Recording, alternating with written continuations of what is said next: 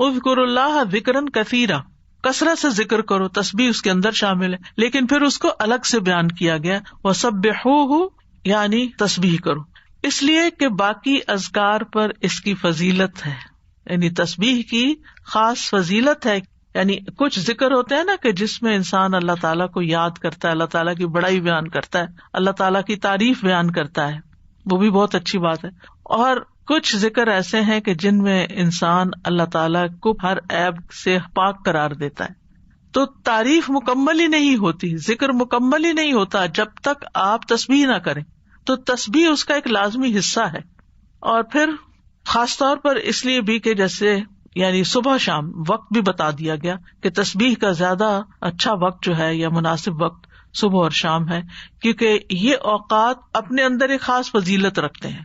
صبح کا وقت یہ برکت کا وقت ہے، اور والعصر عصر کے وقت یہ اللہ نے قسم کھائی ہے. ادھر فجر کی والفجر ولیال عشر، اور ادھر عصر کی والعصر ان الانسان لفی خسر. وہاں پر انسان کو ایک دن مل رہا ہوتا ہے اور عصر کے وقت دن ہاتھ سے جا رہا ہوتا ہے، انسان خسارے میں پڑ رہا ہوتا ہے، لوز کر رہا ہوتا ہے، ایک چیز ہاتھ سے چھٹ رہی ہوتی ہے.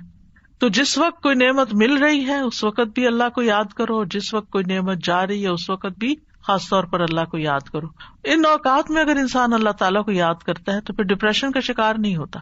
یہ ذکر اس کے دل کو اسٹرینتھن کرتا ہے، اس کو قوت عطا کرتا ہے. اور یہ دو اوقات جو ہوتے ہیں ان میں ذکر تھوڑا سا مشکل بھی ہوتا ہے، کیونکہ آپ دیکھیں کہ فجر کی نماز پڑھنے کے بعد جو نیند کا آپ کے اوپر خاص طور پہ راتیں آج کل بہت چھوٹی ہیں، تو اس وقت اپنے آپ کو روک کر رکھنا اور بٹھا کر، خاص طور پر اگر آپ کو اشراق پڑھنے کی عادت ہے تو وہ سارا وقت یعنی آپ اسٹرگل کر رہے ہوتے ہیں کہ سوتے جاگتے گزار رہے ہوتے ہیں کہ آپ سوئے نہیں اس وقت، کیونکہ بہت زیادہ برکت کا وقت ہے. یعنی کوئی معمولی اجر ہے کہ پورے حج اور عمرے کا ثواب اگر انسان فجر کی نماز پڑھ کے اپنی جگہ پہ بیٹھا رہے اور ذکر اذکار کرتا رہے اور پھر سورج نکلے اور پھر 2 رکعت پڑھ لے تو اتنا زیادہ اجر و ثواب.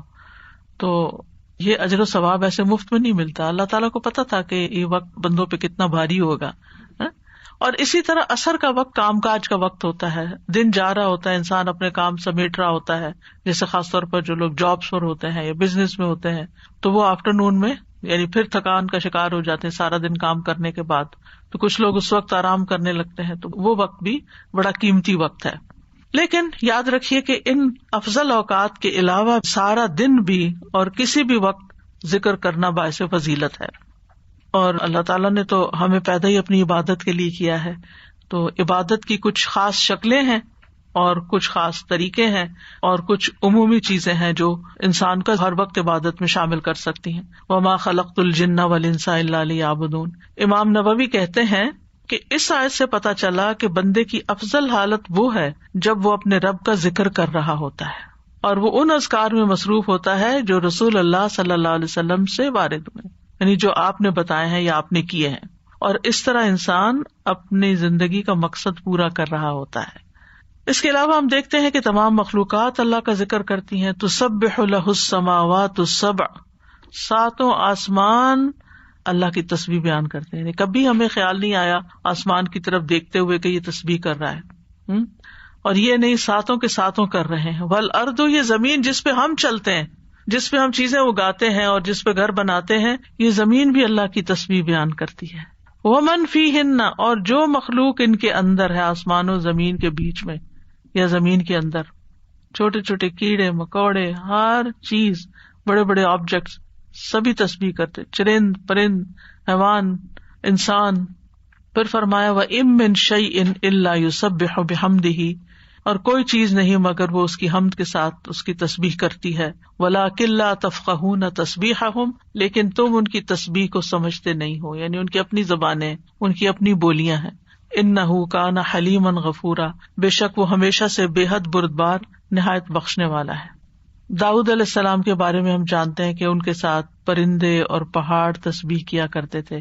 وَسَخَّرْنَا مَعَ دَاوُودَ الْجِبَالَ يُسَبِّحْنَ وَالطَّيْرَ، ہم نے داؤد کے ساتھ پہاڑوں کو مسخر کیا جو تسبیح کرتے تھے.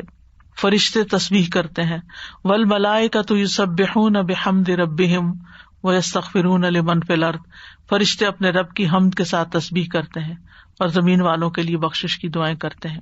حاملین عرش جو ہیں وہ خاص طور پر اللہ کا ذکر کرتے ہیں. ان سب میں آپ دیکھیے، چاہے زمین آسمان کی ہر چیز ہو، چاہے فرشتے ہوں، چاہے پیغمبر ہوں، سب کے ساتھ تسبیح کا لفظ آ رہا ہے کہ تسبیح کرتے ہیں. یعنی خالی ذکر نہیں آیا بلکہ تسبیح آیا ہے. تو اس سے بھی تسبیح کی فضیلت پتہ چلتی ہے. سبحان اللہ و بحمدہ سبحان اللہ العظیم، تسبیح بیان کرنا یعنی اللہ تعالیٰ کو ہر عیب سے پاک قرار دینا کہ اس میں کوئی نقص نہیں، کوئی کمی نہیں، وہ پرفیکٹ ہے، کوئی عیب نہیں، اس کا کوئی فیصلہ غلط نہیں، اس کا کوئی حکم، اس کا دین، ہر چیز صحیح ہے جو بھی اس نے بنائی ہے، پرفیکٹ بنائی ہے. تو الذین یحملون العرش ومن حولہ یسبحون بحمد ربہم، جو فرشتے عرش اٹھائے ہوئے ہیں اور جو اس کے ارد گرد ہیں سب اپنے پروردگار کی حمد کے ساتھ اس کی تسبیح کر رہے ہیں. یعنی سارے کے سارے تسبیح کرتے ہیں. اور جہاں تک ذکر کا تعلق ہے تو قرآن مجید میں ذکر کا لفظ بھی آتا ہے. یعنی عمومی ذکر، تسبیح کے علاوہ جو بھی ذکر ہو، اللہ اکبر ہو، الحمدللہ ہو، لا الہ الا اللہ ہو، یا اور جو اذکار ہمیں بتائے گئے صبح شام کے. تو دیکھیے کہ مومنوں کی جو مختلف صفات بیان ہوئی ہیں ان میں صرف ذکر کے ساتھ کثرت کا لفظ آیا ہے. سورۃ الاحزاب کی آیت نمبر 35 ہے نا، ان المسلمین والمسلمات والمؤمنین والمؤمنات والقانتین والقانتات والصادقین والصادقات والصابرین والصابرات والخاشعین والخاشعات والمتصدقین والمتصدقات والصائمین والصائمات والحافظین فروجہم والحافظات والذاکرین اللہ کثیرا والذاکرات. یعنی ساری صفات اپنی جگہ ہیں کہ وہ مسلمان ہیں، مومن ہیں، فرما بردار ہیں، سچے ہیں، صبر والے ہیں، عاجزی کرنے والے ہیں، صدقہ کرنے والے ہیں، روزہ دار ہیں، اپنی شرمگاہوں کی حفاظت کرتے ہیں اور اللہ کا کثرت سے ذکر کرتے ہیں. تو اس سے بھی اندازہ لگائیں کہ ذکر کی کتنی اہمیت ہے کہ ذکر میں کثرت چاہیے. باقی چیزیں تو اپنے اپنے وقت پر ہوں گی، لیکن اللہ کے پسندیدہ وہ ہیں جو ذکر میں کثرت کرتے ہیں. جیسا کہ سورۃ آل عمران میں آتا ہے، الذین یذکرون اللہ قیاما وقعودا وعلی جنوبہم، جو اللہ کو یاد کرتے رہتے ہیں کھڑے بھی، یعنی کچھ کام ہم کھڑے ہو کے کرتے ہیں، کھڑے ہو کے تھک جاتے ہیں تو وقعودا بیٹھ جاتے ہیں اور پھر لیٹ جاتے ہیں. تو چاہے کھڑے ہوں، چاہے بیٹھے ہوں، چاہے لیٹے ہوں، وہ ذکر نہیں چھوڑتے، ہر حال میں ذکر کرتے رہتے ہیں. یہ ان کی صفت ہے. یعنی ذکر کے لیے صرف کوئی وقت یا جگہ مخصوص نہیں ہے بلکہ ہر حال میں. اور پھر جو اس کا اجر ہے، نبی صلی اللہ علیہ وسلم نے فرمایا، کیا میں تمہیں تمہارا بہترین عمل نہ بتاؤں جو تمہارے مالک کے نزدیک اچھا اور پاکیزہ عمل ہے اور تمہارے درجات میں سب سے زیادہ بلند ہے؟ سونا چاندی کے خرچ کرنے سے بہتر ہے، اللہ کی راہ میں جہاد کرتے ہوئے تمہارے کفار کی گردنیں مارنے اور ان کے تمہاری گردنیں مارنے سے بھی افضل ہے. صحابہ نے عرض کیا، کیوں نہیں؟ آپ نے فرمایا، اللہ تعالیٰ کا ذکر. یعنی بعض اوقات انسان سوچتا ہے نا کہ میں تو کچھ کر نہیں پا رہا، لوگ تو بڑے بڑے نیکی کے کام کر جاتے ہیں، اتنے مالدار ہیں، وہ اتنا صدقہ خیرات کرتے ہیں. خاص طور پر انسان جب ایسی چیریٹیز کے بارے میں سنتا ہے جو لوگ بہت آگے بہت بڑے بڑے کام کرتے ہیں تو انسان سوچتا ہے کہ میرے پاس تو کچھ ہے ہی نہیں کرنے کے لیے، میں تو ان کے برابر کبھی آ ہی نہیں سکتا. کچھ لوگ ہر سال حج عمرے پہ چلے جاتے ہیں، انسان سوچتا ہے میں تو یہ بھی نہیں کر سکتا. اسی طرح کچھ لوگ اور بڑے بڑے کام کر رہے ہوتے ہیں، خدمت خلق کے بڑے کام کر رہے ہوتے ہیں. آپ کبھی کبھی پڑھتے ہیں نا کہ مخصوص شخصیات کے بارے میں، اس نے اتنے ہزار لوگوں کو مسلمان کیا، انسان سر پکڑ کے بیٹھ جاتا ہے کہ ہم نے تو ایک کو بھی نہیں شاید کیا. تو اسی طرح فلاں شخص نے اتنے 100 مسجدیں افریقہ میں بنوا دی، کہتے ہم نے کیا کیا؟ تو اپنا بہت ہی چھوٹا لگتا ہے بھی چھوٹا، ایسا کچھ نہیں. لیکن اس وقت کیا چیز انسان کو حوصلہ دلاتی ہے کہ پھر اگر ہمارے یہ وسائل نہیں ہیں یا ہم یہ نہیں کر سکے، خواہ ہماری طلب تھی کہ ہم یہ کر سکیں. کچھ کام ہوتے ہیں جو انسان کے ڈریمز ہوتے ہیں، کاش میں زندگی میں یہ کر لوں، لیکن پھر بھی نہیں، حالات اجازت دیتے، وسائل نہیں ہوتے. لیکن ذکر کر کے آپ ان ساری چیزوں سے آگے نکل سکتے ہیں، کیونکہ جو لوگ بڑے بڑے کام کرتے ہیں ان کے ساتھ بڑے خطرات بھی ہوتے ہیں کہ کبھی کسی وقت دل میں ریاکاری آ جائے، کسی وقت دل میں تکبر آ جائے، لوگ تعریف کر کر کے دماغ خراب کر دیں. تو جو چپکے سے بیٹھ کے کہیں نہ کہیں اپنے کام کاج میں لگا ہوا ذکر کر رہا ہے، اس کا تو کسی کو پتہ ہی نہیں کہ وہ کیا کر رہا ہے، وہ کتنے خزانے جمع کر رہا ہے. تو اس لیے جو چیز ہمارے ہاتھ میں ہے ہم اس کو تو گریب کریں، اس اپرچونٹی کو تو نہ جانے دیں، اس وقت کو تو نہ ضائع کریں، اس میں تو ہمارا کچھ بھی خرچ نہیں ہوتا. اور نبی صلی اللہ علیہ وسلم نے یہ بھی فرمایا، صحیح مسلم میں ہے، سبق المفردون قالوا وما المفردون یا رسول اللہ قال الذاکرون اللہ کثیرا والذاکرات. اچھا یہاں نوٹ کریں کہ ذکر کرنے والوں میں عورتوں کے نام بھی ساتھ ساتھ ہیں، کہ یہ صرف مردوں کے لیے نہیں ہے. عورتیں بھی اس میں شامل ہیں. نبی صلی اللہ علیہ وسلم نے فرمایا مفردون سبقت لے گئے، آگے چلے گئے، سابقون بن گئے. صحابہ نے پوچھا اللہ کے رسول مفردون کون ہے؟ آپ نے فرمایا اللہ کا بہت زیادہ ذکر کرنے والے مرد اور عورتیں، یہ مفردون ہیں جو اللہ کے قریب ہو گئے. تو ذکر ایک ایسی چیز ہے کہ جو انسان کو اللہ کا قرب عطا کرتا ہے، اور بھی بے شمار فائدے ہیں. جہاں تک صبح شام کے اذکار کا تعلق ہے تو سورۃ غافر میں آتا ہے نبی صلی اللہ علیہ وسلم کو ارشاد ہے وَسَبِّحْ بِحَمْدِ رَبِّكَ بِالْعَشِيِّ وَالْإِبْكَارِ، اور صبح اور شام اپنے رب کی حمد کے ساتھ اس کی تسبیح کیجیے. یہ ڈائریکٹ حکم ہے. جو پہلے آیت میں نے آپ کو سنوائی تھی اس میں بھی حکم ہے صبح و شام کا، اور یہاں بھی ابکار کا لفظ ہے. وہاں بکرا کا ہے، یہاں ابکار کا لفظ ہے. عشی والابکار، یعنی روٹ ایک ہی ہے لیکن تھوڑا سا تبدیل ہو گیا ہے. سورۃ طٰہٰ میں بھی آتا ہے فاصبر علی ما یقولون وسبح بحمد ربک قبل طلوع الشمس وقبل غروبها ومن آناء اللیل فسبح واطراف النہار لعلک ترضی. سو ان باتوں پہ صبر کیجیے جو وہ کہہ رہے ہیں، اور سورج طلوع ہونے سے پہلے اور اس کے غروب ہونے سے پہلے اپنے رب کی حمد کے ساتھ تسبیح کیجیے. تو تسبیح کا خاص وقت جو ہے، ویسے تو سارا دن کر سکتے ہیں، خاص اوقات یہ بتائے جا رہے ہیں جو قرآن میں خود بتا دیے گئے. اور رات کے کچھ اوقات میں بھی بس اس کی تسبیح کیجیے. رات کے کچھ اوقات میں، جیسے حضرت فاطمہ رضی اللہ تعالیٰ عنہا کو نبی صلی اللہ علیہ وسلم نے تھکاوٹ کا علاج کیا بتایا تھا؟ تسبیحات. تو اپنا آخری کام تسبیح کیا کیجیے. نبی صلی اللہ علیہ وسلم خود بھی یعنی جب تک نیند نہیں آتی تھی تسبیح ہی کیا کرتے تھے. اور رات کے کچھ اوقات میں بھی بس تسبیح کیجیے، اور دن کے کناروں میں، تاکہ آپ خوش ہو جائیں. تو اس سے کیا پتہ چلتا ہے؟ یہ خوش ہونے کا نسخہ ہے، خوش ہونے کا راز ہے، اس میں خوشی حاصل کرنے کا ذریعہ ہے.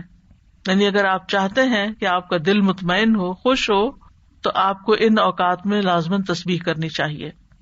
اور جو ان اوقات میں تسبیح نہیں کرتے وہ غافلین میں شمار ہوتے ہیں، کیونکہ اللہ تعالیٰ فرماتے ہیں وَاذْكُر رَبَّكَ فِي نَفْسِكَ تَضَرُّعًا وَخِيفَةً وَدُونَ الْجَهْرِ مِنَ الْقَوْلِ بِالْغُدُوِّ وَالْآصَالِ وَلَا تَكُن مِنَ الْغَافِلِينَ. اور اپنے رب کا ذکر کیجیے اپنے دل میں عاجزی اور خوف سے، بغیر بلند آواز کیے، چپکے چپکے، دل ہی دل میں، صبح اور شام کے وقت، اور آپ غافلوں میں سے نہ ہونا.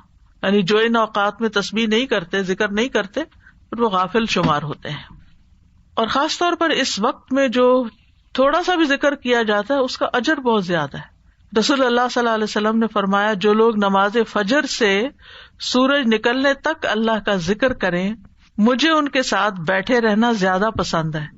کیونکہ نبی صلی اللہ علیہ وسلم کو حکم دیا گیا تھا نا وَاصْبِرْ نَفْسَكَ مَعَ الَّذِينَ يَدْعُونَ رَبَّهُمْ بِالْغَدَاةِ وَالْعَشِيِّ يُرِيدُونَ وَجْهَهُ. آپ ان لوگوں کے ساتھ رہیے، ان کے ساتھ بیٹھیے جو اپنے رب کو صبح شام پکارتے ہیں، اور ان سے اپنی نگاہیں نہ پھیریے. تو آپ نے فرمایا مجھے ان کے ساتھ بیٹھے رہنا زیادہ پسند ہے بنسبت اس کے کہ میں اولاد اسماعیل سے 4 غلام آزاد کروں. ایک وہ نیکی ہے، اور ایک ایسے لوگوں کی کمپنی میں بیٹھنا جو اس وقت اللہ کا ذکر کرتے ہیں، اور میں ایسے لوگوں کے ساتھ بیٹھا رہوں جو نماز عصر سے سورج غروب ہونے تک اللہ کا ذکر کرے. یہ زیادہ پسندیدہ ہے اس سے کہ 4 غلام آزاد کروں. تو نماز عصر کے بعد کا وقت بھی صرف جمعے کا دن نہیں، کیونکہ ہم عام طور پر جمعے کے دن پھر بھی تھوڑا سا بہتر کر لیتے ہیں، لیکن عام دنوں میں ہم اس وقت کو دھیان نہیں کرتے. ٹھیک ہے، اگر اس وقت میں آپ کے کچھ مخصوص کام ہے گھر کے، یا واک کا وقت ہے، یا کوئی بھی، تو اس وقت کی برکت کی وجہ سے کہ یہ ذکر کا خاص وقت ہے. اور آپ نے یہ بھی دیکھا ہوگا کہ پرندے بھی صبح کے وقت سورج نکلنے تک چہچہا رہے ہوتے ہیں، اور پھر اس کے بعد جب چڑیا اپنے گھونسلوں کو جاتی ہیں اور جو ہی سورج غروب ہو جاتا ہے تو خاموشی سے سونے لگتی ہیں. تو یہ اوقات بھی یعنی ایک نیچرل تسبیح کے اوقات ہیں.